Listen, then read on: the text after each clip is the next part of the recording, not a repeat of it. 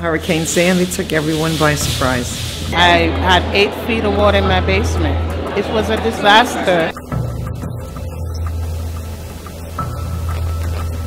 We didn't expect the ocean water to come up as far as it did. Kind of scary. A lot of things were lost.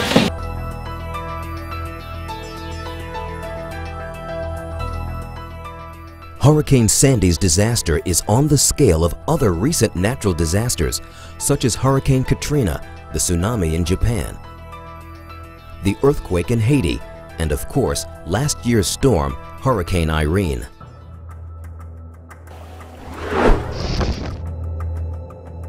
Forecasters called it a superstorm, given the havoc and devastation that Hurricane Sandy brought on, as if it had some sort of mythical status. But it was all too real, both in terms of the human despair and economic hardship that swept through the tri-state area. And of course, there were the blistering wounds to our city's infrastructure, failing and collapsing in the wake of the storm.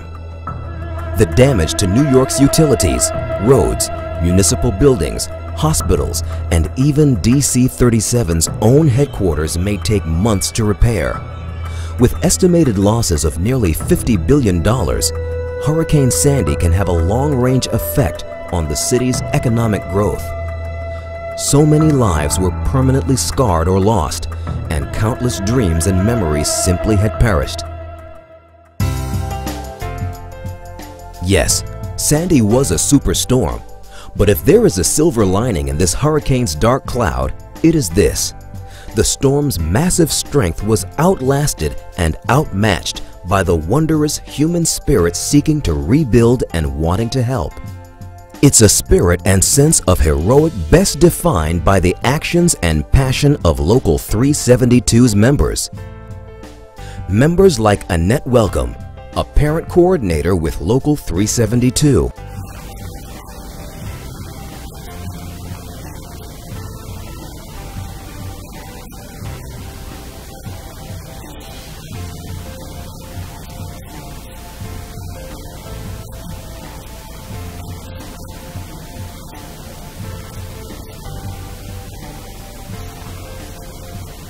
Our members still came to work. They had volunteered at shelters. We had members that were running shelters. We had in our cafeterias, our cooks and our school lunch workers that came in to make sure that there was nutritious food available for not only those that were devastated, but also for the rescuers and the first responders. They were there. They put their lives, at risk. Local 372 members are the first responders for our children. It wasn't me in the storm this time, but we never know when our day is coming. So I want to be able to give back. And that's what Local 372 members did during Sandy.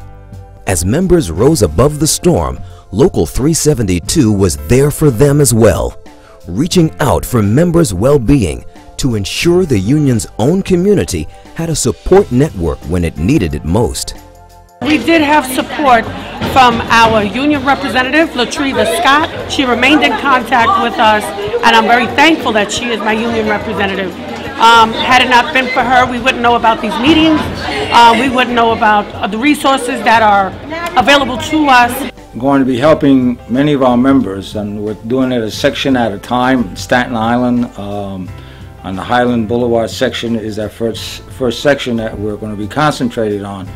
I'm going to give them cleaning supplies, some food, some coats, and some other items that they need just to kind of get by for the meantime.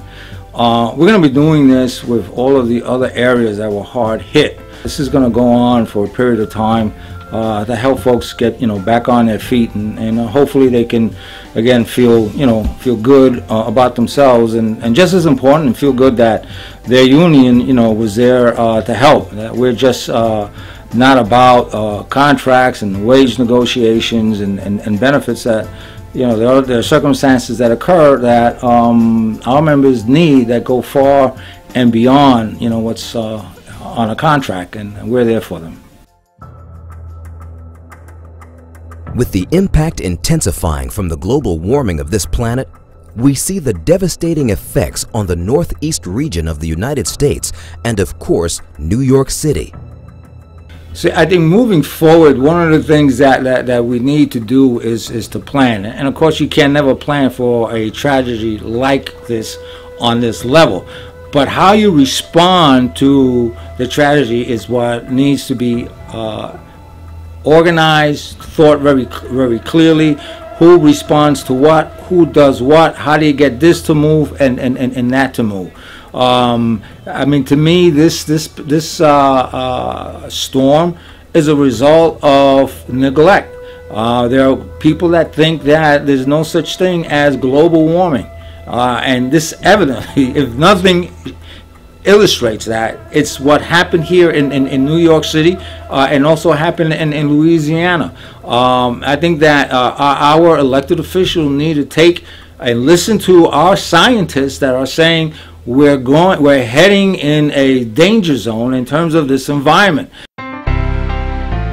Local 372 will identify and support legislation that protects and safeguards members affected by these regional and other natural disasters.